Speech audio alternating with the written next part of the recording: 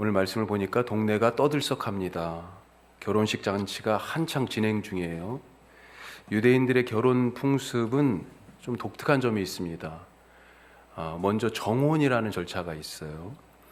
결혼식에 앞서서 신랑이 신부 집에 가서 정혼하는 그런 일이 있습니다. 우리의 결혼과 같은 법적 효력을 지녀요. 정혼을 하면 이제 부부로 인정을 해줍니다. 하지만 다른 점이 있다면 뭐냐면 정혼을 하긴 했는데 그런 법적으로 부부의 관계가 효력을 발휘하기 시작했는데 함께 살지는 않아요. 그러니까 우리식으로 얘기하면 약혼과 결혼의 중간쯤 되는 그런 단계다, 이렇게 생각할 수 있겠습니다. 조금 이상하죠? 부부가 되었는데 함께 살지는 않는다. 자, 정혼을 신부집에 가서 신랑이 정혼을 하고 나서 신랑은 자기가 살던 아버지 집으로 돌아옵니다. 처소를 준비하러 오는 거예요. 요한복음 14장에서 제자들에게 예수님이 너희는 마음에 근심하지도 말고 근심하지 말라. 하나님을 믿으니 또 나를 믿으라. 예수님이 이제 떠나신다고 그러니까 걱정이 되는 제자들을 달래면서 그렇게 말씀하시죠. 그러면서 내 아버지 집에는 거할 곳이 많도다. 내가 처소를 준비하러 간다. 그렇게 말씀하시는 거예요. 이 결혼식, 정혼과 약혼이라고 하는, 정혼과 결혼이라고 하는 그 사이에서의 이 기간, 이것을 염두에 두고 하신 유대 풍습에 대한 이 결혼의 이야기를 알고 있어야 되는 거죠. 자, 신랑이 정혼 후에 자기가 살던 아버지의 집으로 돌아와 가지고 이렇게 처소를 준비하러 가는 이 기간, 이 정혼 기간이 약 보통 1년쯤이에요. 그리고 이 기간이 끝나면 신랑은 신부를 이제 데리러 갑니다. 결혼식 해야 되잖아요. 이제 함께 살아야 되죠. 결혼식은 보통 저녁에 치러집니다. 그래서 성경에서는 신랑이 언제 온다고 돼 있어요? 보통 밤에 이렇게 표현되어 있는 것입니다. 그런데 이게 종종 늦어질 수가 있는 거예요. 그래서 언제 신랑이 올지 모르니까 기름을 준비하고 깨어서 등불을 밝히고 있어라, 이렇게 말씀하고 있는 것입니다. 자, 이렇게 신랑과 신부가 다시 만나 이제 결혼식을 하게 되는데 잔치가 요즘은 그래도 아직도 그러긴 하죠. 결혼식장에 가면 이렇게 시간을 맞춰가지고 우리는 식하고 바로 피로연하고 식하고 피로연하고, 그런데 피로연 막 완전히 많은 곳에 가면 막 뒤섞여가지고 난리지 않습니까? 그렇게 해봤자 전체 시간이 얼마 정도 돼요? 다 식부터 밥 먹고 나오는 데까지 다 해가지고 뭐 한 2시간 될까요? 그런데 이 사람들은 결혼식 잔치를 일주일간, 7일간이나 합니다. 대단하죠? 어떻게 7일간이나 잔치를 할 수 있을까? 오늘 이 갈릴리 가나에서의 결혼 잔치가 바로 이런 거예요. 이 결혼식 모든 비용, 잔치의 모든 비용과 준비들은 신랑이 합니다. 그리고 지금 이 잔치가 7일 동안 한창 진행 중인 거예요. 사람에게 있어서 인생의 가장 큰 전환점이다라고 한다면 결혼이 바로 그 분기점이 아닐까 생각합니다. 비혼주의자들은 동의하기 어렵겠지만 결혼은 인생의 새로운 출발입니다. 그동안 부모님의 안내와 도움을 통해서 부모님이 닦아온 길을 걸어왔다면 이제부터는, 이 분기점부터는 뭐예요? 나의 길을 가는 거죠. 이제 완전히 나의 길을 가는 것입니다. 새로운 인생의 출발이죠. 그래서 결혼식 잔치만큼 우리 인생의 과정 중에 큰 잔치가 없습니다. 인생 중에 가장 기쁜 순간이고 제일 많이 웃잖아요. 결혼식 때. 누가 결혼식 때 통곡하는 사람 있어요? 미래에 대한 희망이 넘치죠. 야, 우리 어떻게 살아보자. 이제 우리는 그렇게 살 거야. 이런 기대와 다짐과 열심이 넘쳐나고요. 서로 오고 가는 사람들이 다 뭐라고 해요? 축하해, 축복해. 그리고요, 무엇보다도 이 신랑 신부 두 사람 보면요, 세상에 그렇게 아름다운 사람들이 없어요. 왜요? 그냥 사랑이 너무 넘쳐가지고요, 막 사랑이 펑 터지잖아요. 그런 자리가 바로 결혼식, 그리고 결혼식 잔치 아니겠습니까? 자, 그런데 이 잔치에, 이 7일간 계속되는 잔치에 지금 문제가 생겼습니다. 잔치에서 가장 중요한, 어떻게 보면 잔치를 지속적으로 이끌어갈 재료 중에 가장 중요한 재료 중에 하나인 포도주가 동이 났어요. 더 이상 잔치를 지속하기 어렵습니다. 지금 우리가 사는 이 시대의 모습이 그런 것 아닐까요? 코로나 이전까지만 해도 인류는 잔치 분위기였습니다. 물론 세계에 아직도 여러 문제들이 있죠. 예전에는 한 동네 아니면 한 나라 정도에서 잘 살고 못 사는 이 빈부의 차이가 있었지만 이제는 세계화, 글로벌화가 돼가지고 어떻게 해요? 잘 사는 나라, 못 사는 나라뿐만 아니라 이 나라에 잘 사는 사람과 저 나라에 못 사는 사람, 이 세계적으로 이제는 빈부의 격차가 생겼고요. 아직도 전쟁의 위협이 상존하고 있고요. 아직 이런 세계적인 문제들이 우리 가운데 있기는 합니다만, 그래도 인류 역사 전체를 놓고 볼 때 지금 우리는 최고의 시기를 살고 있습니다. 그렇잖아요? 누가 요즘 집에 다 차 한 대씩 없는 집이 어디 있어요? 2대, 3대, 4대까지 있는 집이 있어요. 예. 그렇게 지금 살고 있어요. 모두가 다 손 안에 뭘 들고 있어요? 컴퓨터 한 대씩 들고 있잖아요. 100만 원이 넘는. 예? 휴대폰. 어디든지 누구하고도, 아프리카 오지에서도요, 휴대폰 터집니다. 그런 시대를 우리가 지금 살고 있어요. 자, 그런데 우리 인류가 이 21세기에 들어서면서 이전 100년 혹은 뭐 1000년, 그 전에 1000년, 그 오랜 시간 동안에 이루어왔던 그런 일들을 지금 단 몇 년 만에 이루는 그런 시대에 살고 있어요. 사람들은 지금 이 시대를 4차 산업혁명 뭐 이런 단어를 써가지고 표현하고 있죠. 생명공학과 인공지능, 이 기술의 발전에 힘입어서 우리 지금 인류를 뭐 굳이 얘기하자면 호모 사피엔스 이렇게 얘기하는데, 새로운 인종, 이 호모 사피엔스라고 하는 이 인류를 넘어선 새로운 종족이 등장할 거다.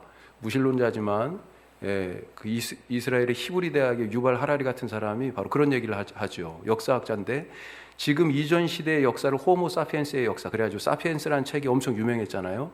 그 이후에 쓴 책이 이후의 역사에 대한 전망이에요. 뭐냐면 호모 데우스예요. 호모 데우스는 사람이, 데우스 신이라는 뜻입니다. 신과 같은 능력을 가진 새로운 종족이 출현할 것이다. 신인류의 출현. 왜 그렇습니까? 생명공학 때문에 그래요. 수명이 이제는 무한정까지는 뭐 진짜 쉽지 않겠지만 계속해서 생명을 연장시킬 수 있다는 겁니다. 그런 기대를 갖고 있어요. AI, 인공지능을 가지고 어떻게 해요? 우리의 지금 이 지적 능력, 삶의 능력에 한계를 없애겠다는 겁니다. 그러니까 호모 사피엔스를 능가하는 새로운 인종이 나올 것이다. 이 과학기술의 발전으로 그렇게 예견하죠. 자, 뭐예요? 무슨 말입니까? 앞으로 인류의 역사와 발전이 무궁무진할 거다. 상상 이상일 거다. 지금까지도 이렇게 비약적인 발전을 했지만 앞으로는 더 할 것이다. 한마디로 잔치집 분위기라는 것입니다. 푸른 전망, 장밋빛 기대예요. 그런데 갑자기 코로나라는 문제가 터졌습니다. 우리에게. 이 잔치집에 큰 문제가 터진 거예요. 잔치집에 포도주가 바닥나서 지금 잔치가 올 스톱될 위기에 처해 있는 이 성경의 말씀처럼 21세기의 인류의 잔치를 지금 바이러스가 망치고 있습니다. 자, 우리가 이 시대 어떻게 살아가야 될까요?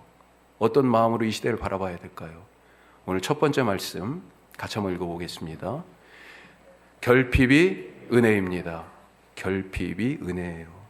혼인잔치에 가장 중요한 포도주가 동났습니다. 하지만 이 결핍의 문제를 통해서 지금 아주 가장 중요한 사건이 일어났어요. 뭐예요? 예수님이 메시아이신 것을 드러내셨습니다. 그래서 지금 우리가 만난 이 문제가 은혜라는 거예요. 지금 이 코로나 상황이 그런 거 아니에요. 우리 인간이 얼마나 허약한지, 얼마나 나약한지, 그렇게 그냥 뻐기고 뭐든지 다 할 것 같았는데 불멸을 이룰 것 같은 그런 기술의 발전을 지금 눈앞에 두고 있는데, 생명을 마음대로 복제할 수 있는 기술이 있잖아요 이제. 그런데 그 교만 앞에서 하나님께서 이 바이러스의 문제를 통해 가지고 진짜 생명의 주인은, 진짜 삶의 능력은 누구이신지 지금 보여주고 계시는 거예요. 메시아가 누군지 이 결핍의 상황에서 드러나고 있는 것입니다. 결혼식 잔치에 포도주가 떨어진 것이 문제가 되는 것은 그것을 아무도 예상하지 못했기 때문이잖아요. 예상하고 있었다면 이게 문제로 인식하지 않죠. 그래, 우리 이미 알고 있었어. 그런 문제 터질 줄 알았어. 미리 대비했을 거고요. 아예 그런 문제가 발생하지 못하도록 애시당초 처음부터 딱 준비를 했을 것입니다. 생각지 않았는데 터졌기 때문에 문제가 되는 것입니다. 자, 그런데 이런 예상 밖의 문제들이 문제들을 만날 때 어때요 우리가? 실망이 되고 좌절하게 되고, 야, 난 축복받지 못했어. 이 잔치가 지금 막 7일간 지속되는데 한 2, 3일 됐는데도 벌써 이 포도주가 동이 났다고 생각해 봐요. 이게 지금 며칠째인지는 안 나와 있지만 이 신랑 신부 입장에서 어떻겠어요? 아니, 사람들이 우리를 축복해 주러 왔는데 지금 잔치를 망치게 됐어. 우리는 축복받지 못한 것 같아. 이런 생각하지 않을까요? 가장 행복해야 할 그런 자리에서 우리는 불행해, 이런 마음으로 시작하진 않았을까요? 이번 봄에 초등학교 5학년에 올라가는 쌍둥이 자매가 있습니다. 이 자매는 태어난 지 얼마 되지 않아서 보육원에 맡겨졌어요. 아빠는 감방에 들어갔고요. 아직 나이가 어린 엄마는 이 상황을 감당할 수가 없었습니다. 책임감도, 이 아이들을 돌볼 내 자식들이다 생각하는 그런 애정도, 돌볼 책임감도, 그리고 무엇보다도 여러 환경과 경제적인 능력이 되지가 않았어요. 아이들을 보육원에 맡겼습니다. 아이들은 아주 갓난아기 때를 조금 지났어요. 그래서 보통의 아이들보다 조금 더 이렇게 약간 자란 상태에서 이 보육원에 맡겨졌습니다. 입양하시는 분들이 이 보육원에서 아이들을 입양해 가는데 보통은 더 어리고 갓난아기를 원하신다고 그래요. 근데 더군다나 이 친구들은 뭐예요? 쌍둥이잖아요. 모두가 지금 부담스러워하는 거죠. 억지로 그 중에 하나만 데려가서 키우기도 참 그렇고, 다른 애들은 다 입양을 그래도 하나 둘씩 다 가는데 애들이 못 가고 있었어요. 그때 한 목사님 부부가 이 아이들을 입양했습니다. 처음에 아이들을 데려왔을 때 먹을 것에 그렇게 집착하더라는 거예요. 그래도 지금도 가끔 그런 모습들을 좀 보인다, 그런 얘기를 들었습니다. 갓난아기 때 상황을 짐작할 수 있는 거죠. 우리 갓난아기 생각하면 뭐 합니까? 얘가 먹고 자고 응아하고, 이 세 가지잖아요. 그렇죠? 먹는 일이 가장 중요한 일이에요. 그런데 거기에서 충족이 안 돼요. 그 일을 제대로 못한 거지요. 단지 먹을 것을 못 먹은 것이 아니라 사랑의 결핍을 겪었던 것입니다. 잘 때도요, 입양한 엄마를 막 더듬어 찾아요. 무의식 중에 계신지 안 계신지, 있는가 없는가 확인을 하는 거죠. 하지만 이 쌍둥이 자매에게 부족했던 그 사랑, 그 부족했던 결핍된 사랑은 더 큰 사랑을 만나는 은혜의 기회였습니다. 진짜 엄마 아빠를 만난 그런 축복이었어요. 최고의 엄마 아빠를 만났습니다. 제가 가끔 이 가정을 만나보는데 세상에 이렇게 자유로운 애들이 없어요. 이렇게 밝고 행복한 애들이 없어요. 걔네들을 보면, 야, 천국은 이런 어린아이들 같은 자들의 곳이다 라고 하시는 예수님의 말씀이 맞아 이런 생각이 들 정도예요. 우리에게는 여러 결핍의 문제들이 있습니다. 하지만 이것이 우리의 행복을 절대로 가로막지 못하는 것을 믿으시기 바랍니다. 이것 때문에 우리의 인생의 기쁨이 깨지지 않습니다. 오히려 이런 문제들을 통해서 예수님이 베푸시는 은혜를 경험하게 되고 끝날 것 같은 이 잔치에 흥이 더해지게 됩니다. 건강이 없으십니까? 우리가 여러 결핍들을 경험하잖아요. 건강이 없으셔요? 직장이 없습니까? 친구가 없어요? 어려움에 처했는데 나를 도와줄 사람이 없어요? 그동안 열심히 했는데 이룬 것이 없습니까? 재물이 없고 집이 없습니까? 모자란 거 투성이에요? 모든 것을 다 생각해 보니까 다른 사람들보다 다 이만큼씩은 못한 것 같네요. 결핍이에요? 그래서 불안하고 암담하고 걱정이 되십니까? 진짜 결핍은 예수님이 없는 것입니다. 포도주 하나 없어도 이렇게 문제인데 예수님이 없다면 얼마나 더 큰 문제입니까? 포도주가 없으면 결혼식 잔치가 안 된다라고 하는 것은 다 알고 있으면서 예수님이 없으면 사는 게 사는 것이 아니라는 것, 이것을 왜 모르는 거예요? 예수님이 안 계신 게 진짜 문제요, 위기인 것입니다. 그런데 오늘 이 말씀 보니까 어때요? 문제가 터진 이 잔치에 예수님이 계세요. 내 인생에 함께 하시는 예수님을 믿으시기 바랍니다. 그때 결핍은 문제가 아니라 주님께서 자기를 드러내시고 내 삶을 바꾸시는 은혜의 순간이고 축복의 자리인 것을 깨닫게 될 것입니다. 그것을 누리실 수 있길 바랍니다. 자, 두 번째로 같이 읽어요. 죄인이 천국잔치에 참여하는 것이 진짜 기적입니다. 죄인이 천국잔치에 가는 것. 천국잔치에 누가 가요? 죄인이 갈 수 있어요? 천국에? 아니죠. 그런데 죄인이었는데 천국잔치에 참여하게 됐어요. 이게 기적 아닙니까? 죽을 사람이었는데요, 살아났어요. 이게 기적이죠. 죄를 없애시고 의로 우리를 구원하신 예수님의 일이 바로 기적 아니겠습니까?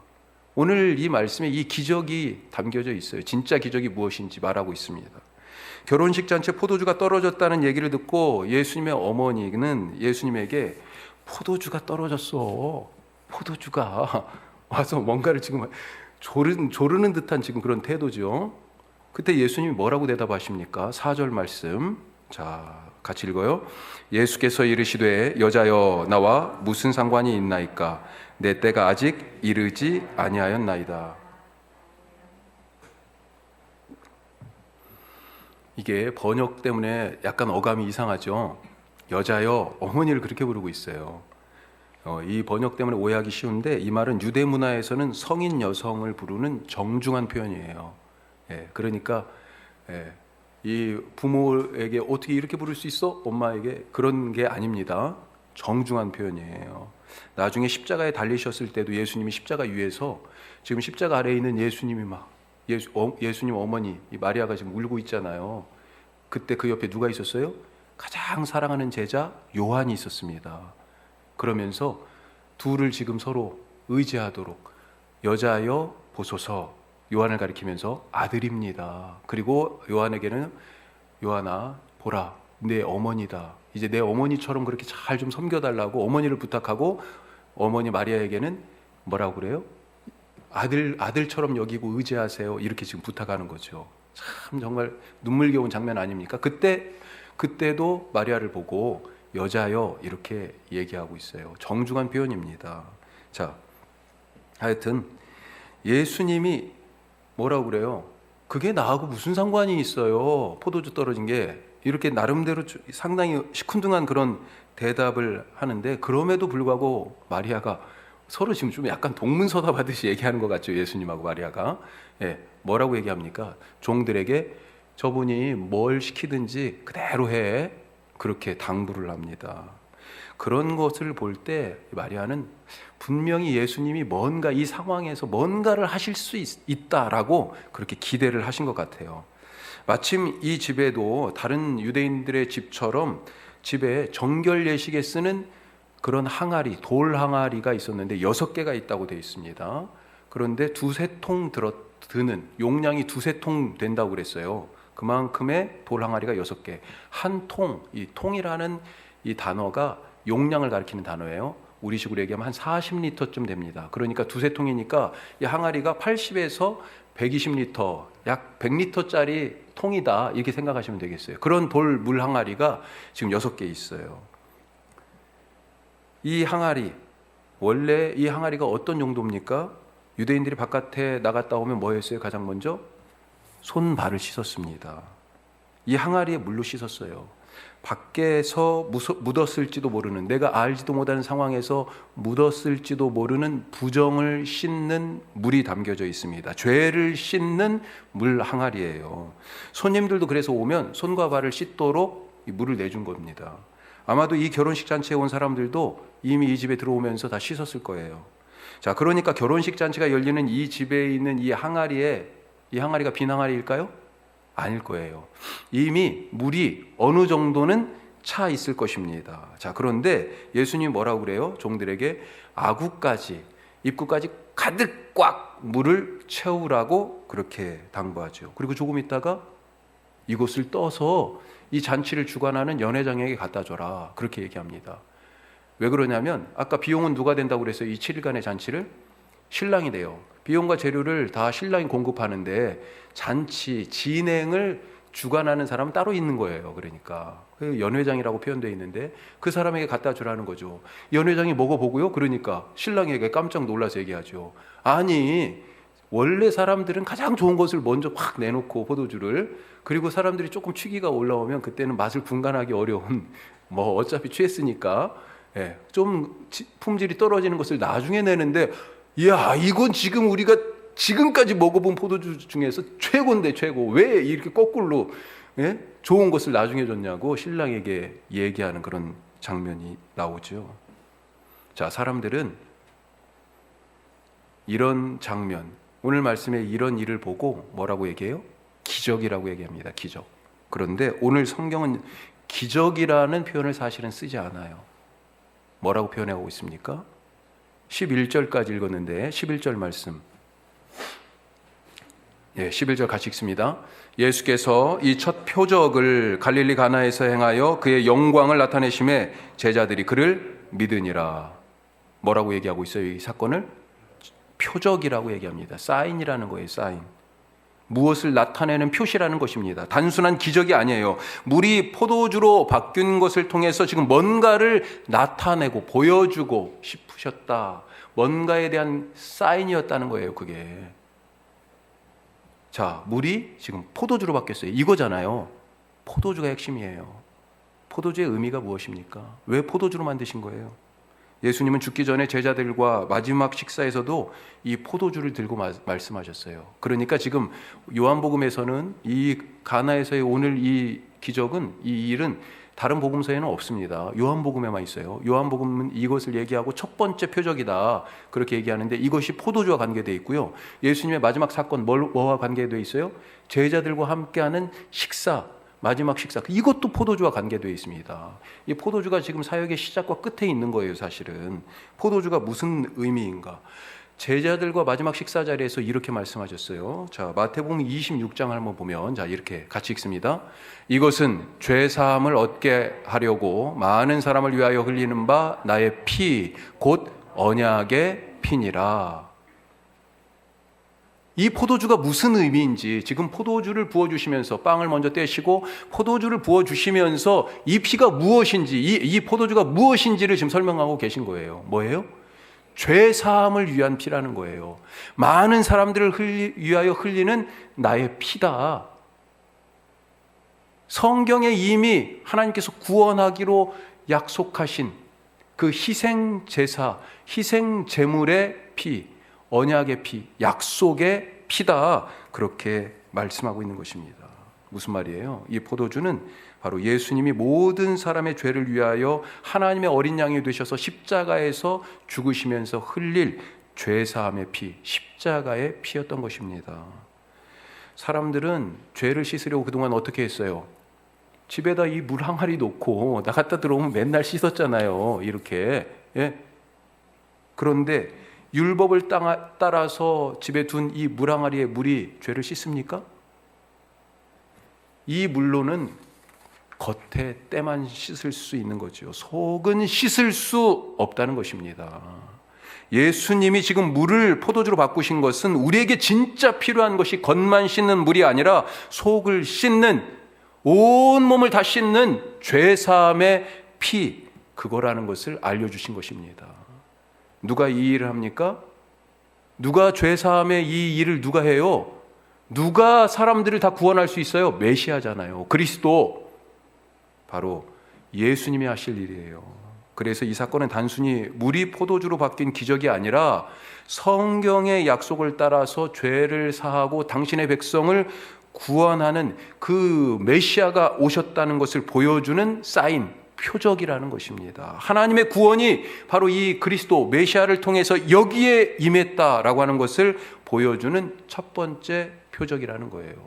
요한복음 그래서요, 계속 이런 기적들을 얘기할 때마다 뭐라고 그러냐면 표적이다, 이것 표적이다, 이렇게 얘기합니다.